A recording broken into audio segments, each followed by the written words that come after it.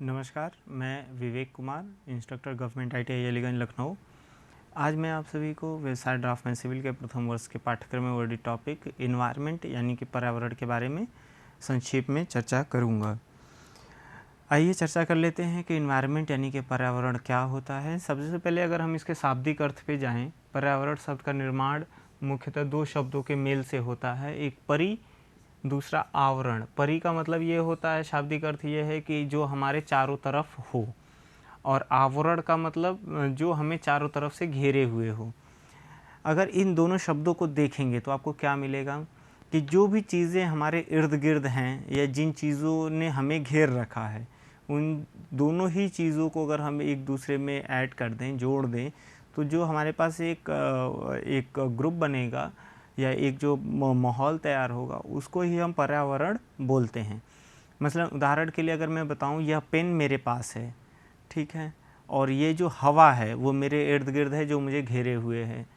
तो ये दोनों ही चीज़ें मिल करके हमारे आसपास जो इन्वायरमेंट है, पर्यावरण है, उसका हिस्सा बन जाते हैं। अगर मैं स्टूडियो से बाहर निकलूँगा तो हमारे आसपास जो पेड़ पौधे होंगे, जो पशु पक्षी होंगे, वो सभी के सभी, जो इंसान होंगे, जो सजीव निर्जीव जो भी वस्तुएं हैं, सारी की सारी चीज़ें हमारे पर्यावरण के अंग यानी कि हिस्सा बन जाते हैं। ये पर्यावरण हमारे जीवन को बहुत ज़्यादा प्रभावित करता है। इसमें जैविक और अजैविक तथ्यों, प्रक्रिया और घटनाओं का समुच्चय निर्माण इकाई ये पर्यावरण होती है। जैसा कि मैंने कहा कि इसमें सजीव और निर्जीव दोनों ही चीज़ें होंगी, जैविक अजैविक यानी कि ऑर्गेनिक इनऑर्गेनिक दोनों ही चीज़ें होंगी। तो आप अगर पर्यावरण की स्टडी कर रहे होंगे तो आपको सभी चीज़ों पे विचार करने की आवश्यकता पड़ेगी। और सबसे महत्वपूर्ण बात यह है कि आज के समय में जब हम तमाम तरीके की समस्याओं से जूझ रहे हैं, जिसमें पर्यावरण को होने वाला या हो रहा नुकसान सबसे महत्वपूर्ण है, सबसे कह लीजिए प्राथमिकता पर है। आपने कुछ महीने पहले ही सुना होगा कि दिल्ली में प्रदूषण लेवल इतना ज़्यादा हो गया कि वहाँ का जो इन्वायरमेंट था वो सांस लेने लायक नहीं था। वहाँ रेस्पिरेटर्स की ज़रूरत पड़ने लगी, लोगों को सांस लेने में तकलीफ़ होने लगी। तो ये कि वायुमंडल में दिक्कत की वजह से था, एटमॉस्फेरिक प्रॉब्लम थी। वहीं पे आप देख पाएंगे कि ये जो सूखा कचरा है या फिर कह लीजिए जो वेस्ट है, सॉलिड वेस्ट है, तो उसका निस्तारण सही ढंग से अगर ना हो तो वो भी हमारे लिए एक न्यूसेंस यानी कि प्रॉब्लम क्रिएट करता है, समस्या पैदा करता है। तो उसके लिए भी हमें उसके निस्तारण के लिए भी हमें पर्यावरण यानी इन्वायरमेंट की जानकारी हमारे पास होने आवश्यक है। अब बात कर लेते हैं कि क्या क्या कंपोनेंट्स होते हैं हमारे इन्वायरमेंट के। देखिए, अगर हम अपने पर्यावरण के कंपोनेंट्स की बात करें तो सबसे पहले हम इसको बांट पाएंगे नेचुरल और मैनमेड इन्वायरमेंट से। नेचुरल क्या होगा?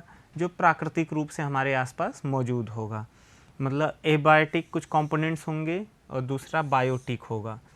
एबायोटिक में अगर हम देखेंगे तो कुछ इनऑर्गेनिक सब्सटेंस, कुछ ऐसे अजैविक तत्व होंगे जो हमारे पास होंगे। ऑर्गेनिक यानी कि जो जैविक तत्व होंगे उनको हम ऐड करेंगे। कुछ फिज़िकल फैक्टर्स यानी कि जो आपके भौतिक कारण हैं वो आपके सारे इसमें इंक्लूड होंगे। लिथोस्फीयर, हाइड्रोस्फीयर और एटमॉस्फेयर, ये तीनों बहुत ही महत्वपूर्ण चीज़ें हैं जो एबायोटिक इन्वायरमेंट में आते हैं।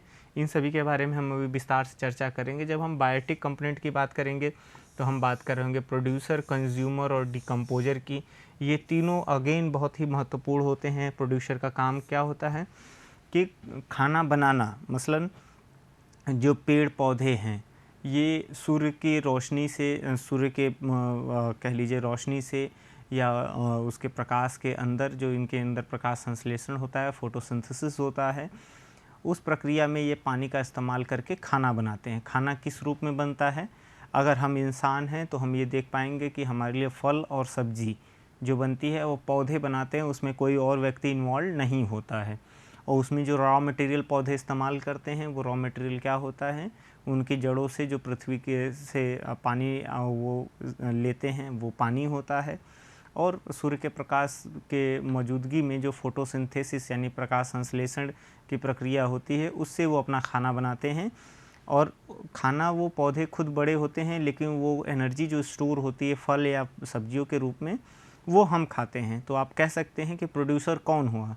हमारे पास फल या सब्जी या अनाज जिस भी रूप में मौजूद है उसके प्रोड्यूसर होते हैं पेड़ पौधे। तो ये तो एक श्रेणी हो गई पौधों की। अब दूसरा बात आ गया कंज्यूमर की।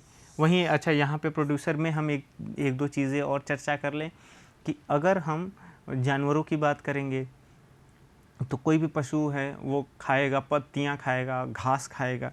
तो घास के जो पत्तियाँ हैं या पौधे हैं वो भी प्रकाश संश्लेषण में ही बड़े होते हैं, पनपते हैं। तो पत्तियों का भी प्रोडक्शन कौन कर रहा है? पौधे खुद कर रहे हैं, जो बाद में पशुओं द्वारा खाया जा रहा है या अपने जीविका चलाने, जीविकोपार्जन के लिए जो इस्तेमाल किया जा रहा है।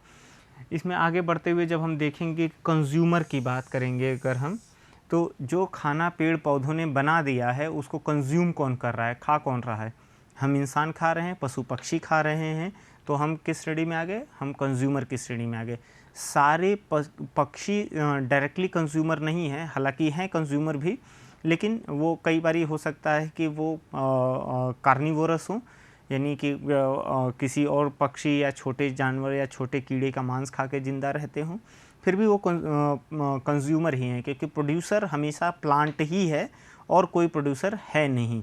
क्योंकि अल्टीमेटली खाना जहाँ से बनना शुरू हुआ है वो पौधों से शुरू हुआ है, और वहीं से पशु पक्षी या फिर इंसान अपना जो अल्टीमेट खाना है, यानी कि जो सबसे आखिरी स्रोत है खाने का, वो पौधा ही है। मसलन अगर कोई इंसान मांसाहारी भी है तो वो किस पशु का मांस खाएगा? अगर हम मान लेते हैं कि वो मुर्गे या बकरे का मांस खाता है, तो मुर्गा या बकरा क्या खा के बड़ा हुआ है? तो अगर हम और नीचे जाएंगे तो पता चलेगा कि बकरा जो है पौधों को खा करके, घास खा करके बड़ा हुआ है। तो वो जो एनर्जी बकरे के अंदर आई वो प्रोड्यूसर से ही मिली। प्रोड्यूसर यानी कि कौन है? पेड़ पौधे हैं। कंज्यूमर यानी कि इंसान या पशु पक्षी हो गए। अब अंत में आता है डिकम्पोजर। डिकम्पोजर का काम क्या होता है कि हमारे पर्यावरण को स्थिर करना, यानी कि जो भी जिस भी जीव का जीवन काल समाप्त हो गया, मतलब कोई इंसान अगर मर गया, कोई जानवर मर गया या कोई पक्षी मर गया, तो वो सालों साल उसी रूप में नहीं पड़ा रहेगा। कुछ दिन में वो डिकम्पोज हो जाएगा, वो ख़त्म हो जाएगा, गायब हो जाएगा। कैसे गायब होगा? क्योंकि कुछ सूक्ष्म जीवाणु होते हैं, माइक्रो ऑर्गेनिजम्स होते हैं, कुछ कीड़े होते हैं छोटे, जो उनको खा करके ख़त्म कर देते हैं। तो डिकम्पोज़र भी हमारे पर्यावरण के लिए बहुत ही महत्वपूर्ण है। अगर मान लीजिए कोई जानवर मरा हुआ रोड के किनारे पड़ा हुआ है या कहीं पे भी किसी जंगल में पड़ा हुआ है, तो अनंत तक पड़ा नहीं रह सकता, वो कुछ ही महीनों में डिकम्पोज हो जाएगा, हमारे पृथ्वी से ख़त्म हो जाएगा। और ये ख़त्म करने की जिम्मेदारी किसकी हो जाती है? डिकम्पोज़र की। तो ये जो तीनों अंग है हमारे पर्यावरण के, जो बायोटिक कंपोनेंट हैं, ये तीनों ही बड़े ही महत्वपूर्ण हैं, जिसमें प्रोड्यूसर का काम होता है खाना बनाना, और डिकम्पोज़र का काम होता है कि जो कंज्यूमर है, जो जिसने प्रोड्यूसर द्वारा बनाए हुए खाने को खा करके अपना जीवन यापन किया है, जब वो मर जाए तो उसको, उसके शरीर को ठिकाने लगाना, अगर बहुत सरल भाषा में हम कहें तो उनको उनका जो है अस्तित्व को मिटाना, ख़त्म करने का काम डिकम्पोज़र का होता है, कि कोई अवशेष उसके हमारे पृथ्वी पर न बचे रहें। अगर डिकम्पोज़र न हो तो वो भी हमारे पर्यावरण के लिए एक बड़ी समस्या बन जाएगी। आगे बढ़ते हैं और बात कर लेते हैं लिथोस्फीयर और हाइड्रोस्फीयर की। देखिए, लिथोस्फीयर यानी स्थलमंडल, इसका मतलब क्या होता है कि पृथ्वी की सबसे ऊपरी सतह को हम लिथोस्फीयर कहते हैं। अब पृथ्वी की सबसे ऊपरी सतह में क्या क्या आएगा? देखिए, इस चित्र के माध्यम से आप देख पा रहे हैं, पृथ्वी में कुल अगर हम देखा जाए तो, अगर हम देखें तो 4 लेयर्स हैं। क्रस्ट, मेंटल कोर, कोर में 2 हो जाते हैं, आउटर और इनर कोर। क्रस्ट वो सतह है जिस पे आप खड़े हैं। मेंटल थोड़ा सा नीचे जाने पर जो हमारे पास सतह है वो है। लेकिन जब हम लिथोस्फीयर की बात करेंगे तो क्रस्ट को पूरा जोड़ेंगे, लेकिन मेंटल का सबसे ऊपरी जो लेयर होगी उसी को हम ऐड करेंगे, उसी को कंसीडर करेंगे लिथोस्फीयर में। तो लिथोस्फीयर में मिट्टी, पत्थर जो भी हम थोड़े गहराई तक देखते हैं वो सारा सारा लिथोस्फीयर होता है। आप इस चित्र में देख सकते हैं कि इसको थोड़ा सा दर्शाने की कोशिश की गई है कि यहाँ पर देखिए, ये सतह में पत्थर, पहाड़ जो दिख रहे हैं, लेकिन ये जो लेयर आपको हल्का डार्क कलर में दिख रहा है, ये जो मेंटल है उसका अपर लेयर है, और उसी को हम इंक्लूड करते हैं लिथोस्फीयर में। तो आप समझ सकते हैं कि जो लिथोस्फीयर में है वो कुछ पथरीले पहाड़ हो सकते हैं, कुछ गहराई तक हमारे मेंटल का जो हमारे मेंटल का लेवल है, हमारे कह लीजिए हिस्सा है हमारे पृथ्वी का, उसको भी जो सॉलिड है उसको भी हम ऐड करते हैं लिथोस्फीयर में। लिथोस्फीयर पे ही हमारा जीवन चलता है, उसी पे हम स्थिर हैं। कोई भी निर्माण कार्य हम लिथोस्फीयर पे ही करते हैं। इसकी प्रोफाइल को जानना बड़ा आवश्यक है। जो मिट्टी है, मिट्टी की सतह है, वहीं से हमारा जीवन यापन होता है, वहीं से हमारे पेड़ पौधे बढ़ते हैं, फसलें उगाई जाती हैं। तो लिथोस्फीयर का ये फीचर बड़ा ही महत्वपूर्ण हो जाता है। अगर हम हाइड्रोस्फीयर की बात करें यानी कि जलमंडल की बात करें, तो पृथ्वी पर जितने जलीय स्रोत हैं उनको हाइड्रोस्फीयर में हम जोड़ते हैं, जिसमें महासागर, झील, नदियाँ या बाकी कोई जलाशय है, उन सबको हम हाइड्रोस्फीयर में यानी कि जलमंडल में जोड़ते हैं। यहाँ पे आप देख सकते हैं ये एक कह लीजिए कि जो हमारी पृथ्वी है उसका एक सपाट चित्र आपको दिखाने की कोशिश की जा रही है। भारत यहाँ पर है, Indian ocean, Pacific, southern ocean और अटलांटिक, आर्कटिक, सारे जो जलाशय आपके जो जलीय स्रोत हैं वो दर्शाए गए हैं। इसके अलावा कई सारे ऐसे हमारे पास कह लीजिए झील है जो काफ़ी बड़ी है, नदियां हैं, कई सारी बड़ी नदियां हैं जिसमें ब्रह्मपुत्र और गंगा काफ़ी बड़ी नदियां हैं, सदानीरा नदियां हैं। तो ये सारी के सारे बड़े ही महत्वपूर्ण हो जाते हैं जब हम हाइड्रोस्फीयर की बात करते हैं। बात करते हैं एटमॉस्फेयर की यानी कि वायुमंडल की। तो देखिए वायुमंडल में क्या होता है, पृथ्वी को घेरती हुई जितने भी स्थान में वायु रहती है उसको ही हम वायुमंडल में रखते हैं। अब गैसें हमारे पृथ्वी पर कौन कौन सी हैं? कुछ गैसें ऐसी होती हैं जो हमारे लिए बहुत महत्वपूर्ण है, जीवनदायिनी हैं, लेकिन कुछ गैसें ऐसी हैं जिनकी अधिकता हो जाए तो हमारा जनजीवन जो है प्रभावित होता है बहुत ज़्यादा। तो हमें ये समझ लेने की आवश्यकता है कि हमें किन गैसों के प्रोपोर्शन को, किन गैसों की मौजूदगी को तवज्जो ज़्यादा देने की ज़रूरत है। देखिए जो हमारे पर्यावरण में कह लीजिए जो वायुमंडल है उसमें जो सबसे ज़्यादा गैस है वो नाइट्रोजन गैस है, जिसका जो लगभग जो प्रतिशत है वो 78.03% है। नाइट्रोजन गैस हमारे कह लीजिए वायुमंडल में सबसे ज़्यादा है। फिर दूसरे नंबर पे ऑर्गन गैस है, ऑक्सीजन है। ऑक्सीजन 20.99% है। अब ये 20.99% जो ऑक्सीजन है हमारी, यही हमारे जीवन को सपोर्ट करती है। हमारा जीवन इसी पे आधारित है। अच्छा, एक चीज़ मैं यहाँ पे आपको बता दूँ कि ऐसा नहीं है कि नाइट्रोजन की मात्रा जो 78.03 है ये ज़्यादा है तो इससे हमारा जीवन मुश्किल में है, ऐसा बिल्कुल नहीं है। देखिए कोई भी आग लगने की स्थिति में ऑक्सीजन ही एक ऐसी गैस है जो सपोर्ट करती है आग को प्रोपगेट करने में, फैलने में। इसीलिए कहीं पर भी आग लगी होती है तो जैसे एक कहावत भी है कि हवा नहीं देना चाहिए किसी आग को। ये कहावत कुछ हद तक साइंटिफिकली ठीक बात है कि कहीं अगर आग लगी है और आपने ऑक्सीजन सप्लाई बढ़ा दी तो वो आग बुझेगी नहीं, वो आग और बढ़ जाएगी। तो हमें कोशिश क्या करनी चाहिए कि वहाँ पे ऑक्सीजन सप्लाई को बंद करना चाहिए। तो देखिए जो हमारे वायुमंडल में जो 78.03% नाइट्रोजन है, एक तरीके से यह भी एक बहुत बड़ा कारक है कि हमारे यहाँ जो आग है वो बहुत ज़्यादा प्रोपगेट नहीं होती, फैलती नहीं है। तो ये हमें समझने की ज़रूरत है। आर्गन गैस लगभग 0.94% होती है। कार्बन डाइऑक्साइड भी हमारे पर्यावरण में मौजूद है जो 0.03% है।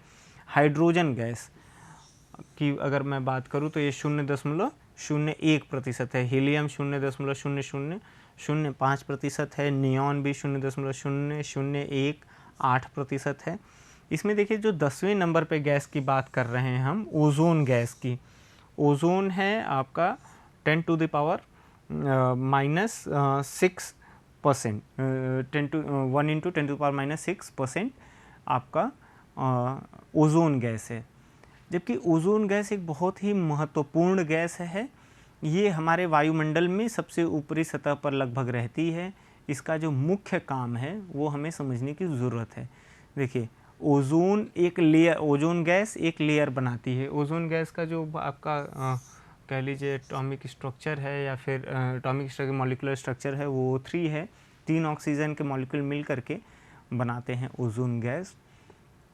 ये हमारे वायुमंडल के जब ऊपरी सतह पर एबंडेंट मात्रा में या इसकी लेयर जो है मजबूत होती है, प्रॉपर होती है, तो वहाँ पर हमें एक फ़ायदा ये होता है कि जो सूर्य की किरणों में अल्ट्रा वायलेट रेज़ होती हैं उनको ये ब्लॉक करता है, रोकता है, जिससे क्या होता है कि तमाम तरीके की प्रॉब्लम, जिसमें एक स्किन की प्रॉब्लम है, वो उसको अवॉइड किया जा सकता है। तो ओजोन गैस भी हमारे लिए बहुत ही महत्वपूर्ण है। यद्यपि जो भी हमारे पर्यावरण में मौजूद गैसेस हैं वो महत्वपूर्ण हैं, लेकिन मानव की वजह से, हमारे क्रियाकलापों की वजह से इन गैसों का जो प्रोपोर्शन है वो बढ़ रहा है। हम हाइड्रोकार्बन्स का इस्तेमाल कर रहे हैं, हम कुछ ऐसे फ्यूल का इस्तेमाल कर रहे हैं जहाँ से कार्बन डाइऑक्साइड या कार्बन मोनोऑक्साइड का उत्सर्जन बढ़ गया है। कार्बन डाइऑक्साइड का अगर प्रतिशत बढ़ेगा तो ऑक्सीजन या बाकी गैसेस का प्रतिशत कम होगा, जो इंसानी जीवन के लिए बिल्कुल भी ठीक बात नहीं है। तो आज के समय में जब हम ये पाठ पढ़ रहे हैं तो ये तो हमारे टेक्निकल एफिशिएंसी के लिए ठीक बात है कि हम कुछ सीख रहे हैं, लेकिन जो सबसे महत्वपूर्ण बात हमें सीखने की आवश्यकता है, जो हमारे व्यवहारिक जीवन में सबसे महत्वपूर्ण है, वो इस तरह है कि अगर हमें अपने और अपने आने वाली पीढ़ियों के लिए एक अच्छा माहौल रहने के लिए, जीवन यापन करने के लिए बनाए रखना है, तो हमें कार्बन डाइऑक्साइड या कार्बन के उत्सर्जन पे ध्यान देना चाहिए। इसका कम से कम उत्सर्जन हो, इस पे हमें विचार करने की आवश्यकता है। तमाम सरकारें, तमाम महाद्वीपों में इसकी चर्चा होती है। कुछ बदलाव किए गए हैं, कुछ बदलाव होना बाकी है। तो अभी हम आगे चर्चा करेंगे कि हमारी सोशल रिस्पॉन्सिबिलिटीज़ क्या हैं, तो उस पर भी हम बात कर लेंगे। अब वायुमंडल की अगर हम संरचना के बारे में बात करें तो कुछ अलग अलग लेयर्स हैं जिनके बारे में मैं बात कर लूँ। देखिए यहाँ पर अगर मैं शुरू करूँगा नीचे से, कि जो हमारी पृथ्वी की सतह है, ये पृथ्वी की सतह है, इसके 0 से 18 किलोमीटर तक जो लेयर होती है उसको ट्रोपोस्फियर कहते हैं। ट्रोपोस्फियर में ही हमारे हवाई जहाज़ उड़ते हैं, छोटे जेट फाइटर प्लेन वगैरह उड़ते हैं, या फिर कह लीजिए कि जो हेलीकॉप्टर्स वगैरह हैं वो ट्रोपोस्फियर में ही उड़ते हैं, यानी कि पृथ्वी की सतह से 18 किलोमीटर ऊपर तक ही। स्ट्रेटोस्फियर की अगर मैं बात करूं तो 18 से 50 किलोमीटर तक होते हैं, मतलब पृथ्वी की सतह से 18 किलोमीटर से 50 किलोमीटर तक की जो लेयर होती है उसको हम स्ट्रेटोस्फियर कहते हैं। उससे ऊपर मेजोस्फियर कहते हैं। मेजोस्फियर के ऊपर थर्मोस्फियर आता है जो 85 से 500 किलोमीटर ऊंचा होता है। और सबसे आखिरी में जो हमारे पास एक्सोस्फियर है, उसके ऊपर आयोनोस्फियर है, हम उस पर चर्चा नहीं करेंगे।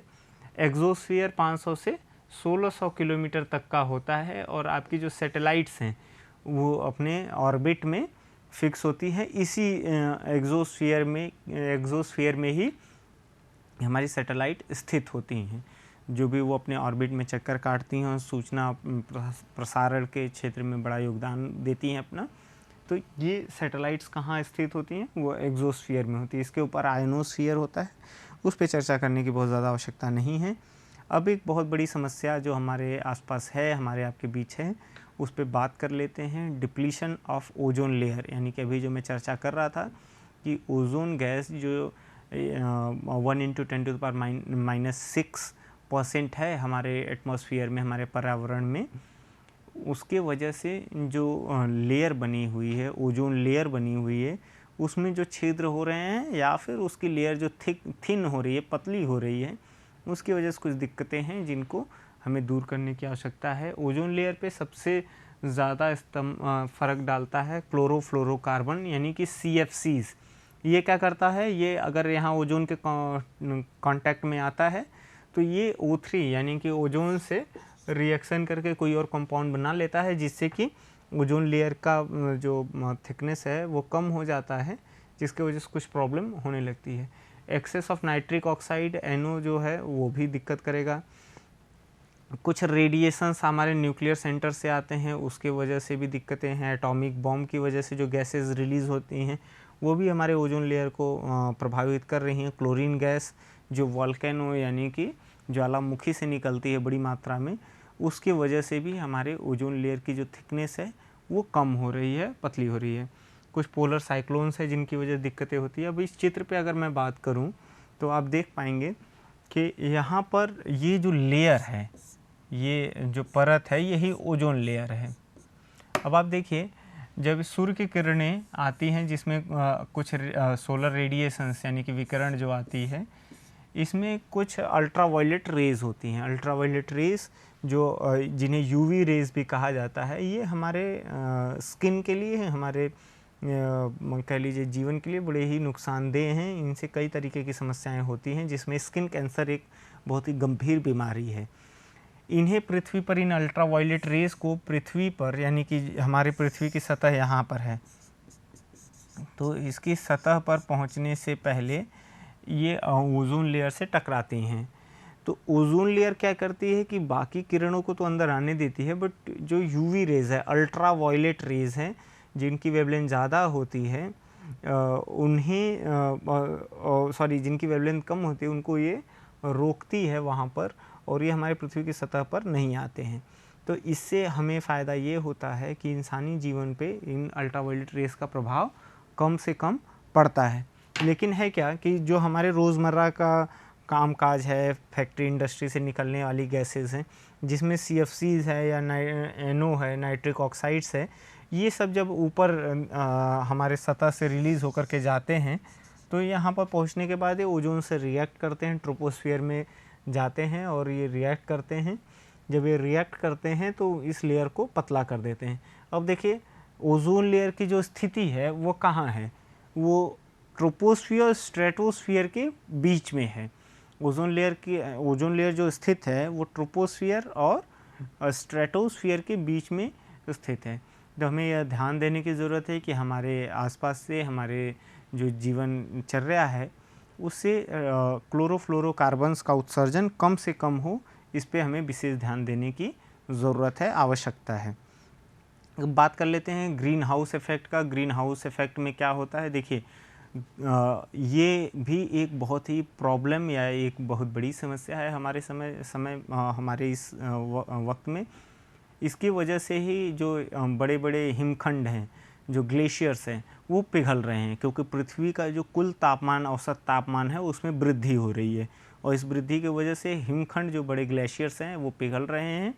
तो इसकी वजह से हमारे पर्यावरण पर काफ़ी ख़राब प्रभाव पड़ रहा है। जल स्तर समुद्र का भी बढ़ सकता है, जिसकी वजह से बहुत सारी ज़मीन डूब सकती है। अलग अलग तरीके के प्रॉब्लम, यानी कि कह सकते सुनामी जैसी भी स्थिति के चांसेस बनते हैं। अब देखिए, ये होता कैसे है? सूर्य के किरणों में जो शॉर्ट वेवलेंथ होती है वो तो हमारे पर्यावरण को अंदर आ जाती है, लेकिन जब पृथ्वी की सतह से टकराती है, वेवलेंथ में चेंजेस आते हैं, वेवलेंथ बढ़ जाती है, तो फिर वो हमारे पर्यावरण से बाहर नहीं निकल पाती, सारी की सारी रेडिएशन बाहर नहीं निकल पाते हैं। तो कुछ रेडिएशन, जैसे अगर मैं यहाँ पे देखूँ तो काफ़ी सारा रेडिएशन आ रहा था, लेकिन थोड़ा ही रेडिएशन बाहर निकल पाया, बाकी का रिफ्लेक्ट बैक हो गया हमारे पृथ्वी पर। तो ये जो डिफरेंस था, सारा रेडिएशन जो बाहर नहीं जा पाया, उसकी वजह से जो डेल्टा टेम्परेचर है, डेल्टा T जो बढ़ा है, ये क्या करेगा? ये हमारे पृथ्वी का जो औसत तापमान है उसको बढ़ा देगा, और इस बढ़े हुए औसत तापमान की वजह से ही हिमखंड यानी ग्लेशियर्स पिघलेंगे, और जिसकी वजह से समुद्र स्तर ऊंचा हो जाएगा, सुनामी जैसी स्थिति आएगी, साइक्लोन्स आएंगे। तो ये सारे बहुत दिक्कत है, हमें ध्यान देने की ज़रूरत है कि ग्रीन हाउस गैसेस का उत्सर्जन हमें रोकना पड़ेगा, कम करना पड़ेगा, क्योंकि ये जो ग्रीन हाउस इफ़ेक्ट है, ये जो लेयर है बनी हुई, ये ग्रीन हाउस गैसेस की लेयर्स है जो इस रेडिएशंस को बाहर नहीं जाने दे रही। तो हमें कोशिश ये करनी है कि ग्रीन हाउस गैसेस का उत्सर्जन पे भी कंट्रोल करना है, उसे रोकना है। अब बात कर लेते हैं इकोसिस्टम की। इकोसिस्टम में यह एक प्राकृतिक इकाई है जिसमें क्षेत्र विशेष में सभी जीवधारी अर्थात पेड़ पौधे, पशु पक्षी शामिल हैं। देखिए, प्रोड्यूसर है यहाँ पे घास यानी कि ग्रास। इसको अगर मैं देखूँ तो ये सारा इकोसिस्टम है जिसमें कैसे कैसे जीवन चलेगा। देखिए, घास को कुछ चूहे खाएंगे, चूहे को स्नेक खाएगा, स्नेक को ईगल खाएगा, यानी कि कह लीजिए ईगल अगर कहीं से गिरफ्त में आ गया तो अल्टीमेटली टाइगर यानी कि टाइगर लॉयन या कोई भी कार्निवोरस एनिमल्स उनको खा लेगा। उसी तरीके से कैटल्स है, कैटल यानी कि जो भी हमारे पालतू जानवर हैं उनको कैटल घास खाएगी, और अगर कैटल टाइगर के संपर्क में आई तो टाइगर भी उसको खा जाएगा। इसी तरीके से घास को इंसेक्ट खाते हैं, इंसेक्ट्स को फिशेस को बर्ड खाती है, फिर बर्ड चूँकि मांस है तो अगर कोई भी कार्निवोरस एनिमल के संपर्क में आई तो उसको टाइगर एक यहाँ पे सांकेतिक शब्द है, ये कोई कार्निवोरस एनिमल है, मांसाहारी एनिमल है जो उसको खा जाएगा, बड़ा मांसाहारी पशु।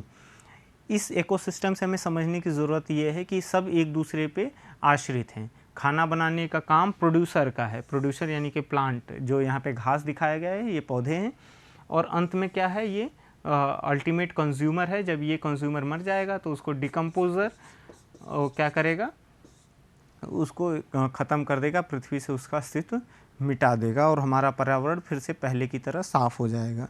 तो इकोसिस्टम पे हमने चर्चा के लिए कुछ हैज़ार्ड्स हैं जिन पे हम आगे चर्चा करेंगे। पोल्यूटेंट्स देखिए, हमारे पास पोल्यूटेंट यानी कि प्रदूषण के कारक क्या हैं और उनका इंसानी जीवन पे असर क्या होता है। वायु प्रदूषण जिसमें कार्बन मोनोऑक्साइड की वजह से हेडेक होता है। लेड जो बहुत महत्वपूर्ण है समझना, ये मेंटल और फिजिकल इम्प्रूवमेंट प्रभावित करता है, खास करके बच्चों में। तो हमें कोशिश ये करनी चाहिए कि छोटे बच्चे किसी भी बैटरी या लेड के संपर्क में ना आए, उनसे उस लेड के संपर्क में आने से उनका मानसिक विकास प्रभावित होता है। तो ये समझने वाली बात है। अगर वाटर पोल्यूशन है, जैसे सूएज की वजह से पोल्यूशन है, तो जॉन्डिस, कॉलरा, टाइफाइड वगैरह हो सकता है। एक्सेस नाइट्रेट्स अगर है पानी, पीने वाले पानी में, तो वहाँ पे ब्लू बेबी सिंड्रोम होता है। अगर कोई रेडियो एक्टिव पोल्यूशन है तो उसके वजह से कैंसर तो होता ही, साथ ही साथ जेनेटिक डिसऑर्डर्स हो जाते हैं। जैसे कई बार देखा होगा कि कटे हुए होठ या फिर कुछ मल्टीपल लिम्स किसी के अंदर है, तो वो जेनेटिक डिसऑर्डर्स भी रेडियो एक्टिव पोल्यूशन की वजह से होता है। नॉइज़ पोल्यूशन की वजह से स्ट्रेस वगैरह बढ़ जाता है। ओजोन डिप्लेशन की वजह से स्किन डिजीज़ेज़ हो जाते हैं और हमारे इम्यून सिस्टम भी प्रभावित होते हैं। कुछ सोर्सेज हैं पोल्यूटेंट के जिनका हमें जानकारी होना आवश्यक है। जैसे केमिकल इंडस्ट्रीज़ है तो ये एसिड सॉल्वेंट बेस निकालते हैं। वर्कशॉप, अगर कोई मैकेनिकल वर्कशॉप है तो ये भी मेटल पेंट और लेड निकालता है जो बैटरी से आती है। लेदर इंडस्ट्री से सॉल्वेंट और एसिड बेसिस निकलते हैं। पेपर इंडस्ट्री से कुछ वेस्ट इंक और सॉल्वेंट्स निकलते हैं जो बहुत ही प्रॉब्लम क्रिएट करते हैं। कंस्ट्रक्शन साइट से वेस्ट पेंट और इन्फ्लेमेबल्स निकलते हैं। इसी तरीके से न्यूक्लियर पावर प्लांट की अगर आप बात करेंगे तो स्पेंट फ्यूल यानी कि कुछ जो हम उसमें न्यूक्लियर सोर्सेस का इस्तेमाल करके ऊर्जा का इस्तेमाल कर रहे हैं, उससे जो हमारे पास कह लीजिए रेजिड्यूज़ बचते हैं उनका निस्तारण ज़रूरी है। कुछ रेडियो एक्टिव वेस्ट होते हैं, ऐसी चीज़ें जो उसके संपर्क में आ गई हों रेडियो एक्टिव मटेरियल के, वो हमारा होते हैं रेडियो एक्टिव वेस्ट, उनका निस्तारण बहुत ही ज़रूरी है। कुछ सोशल रिस्पॉन्सिबिलिटीज़ हैं जिनका हमें ध्यान देने की आवश्यकता है। सबसे पहले पानी का कम से कम इस्तेमाल करें, सटीकता से, बुद्धिमानी से इस्तेमाल करें। कोशिश करें कि आप बायोगैस और सोलर कुकर का इस्तेमाल करें बजाय एलपीजी या कोई भी क्रूड ऑयल को इस्तेमाल किए हुए। पौधों या पेड़ों की कटाई पे रोक लगनी चाहिए। इंसेक्टिसाइड्स और केमिकल फर्टिलाइजर्स वगैरह इस्तेमाल नहीं होने चाहिए क्योंकि ये मृदा को भी प्रदूषित करते हैं। नॉइज़ पोल्यूशन रोकने का काम बड़ा आसान है। टीवी और रेडियो को हल्के वॉल्यूम पे चलाएं। कम से कम अपने व्हीकल का इस्तेमाल करें। डोमेस्टिक वेस्ट को अपने इर्द गिर्द न फेंकें। कपड़े का बैग इस्तेमाल करें बजाय इसके कि आप पॉली बैग्स या पॉलीथीन बैग्स का इस्तेमाल करते हैं। इस पूरे पाठ में हमने पर्यावरण के बारे में संक्षिप्त जानकारी इकट्ठा करी। ये पाठ आपके सामने प्रस्तुत करने के लिए मैंने निमी द्वारा बनाई गई बुक्स का इस्तेमाल किया है। मैं समझता हूँ कि आज का यह पाठ आप सभी के लिए मददगार साबित होगा। धन्यवाद।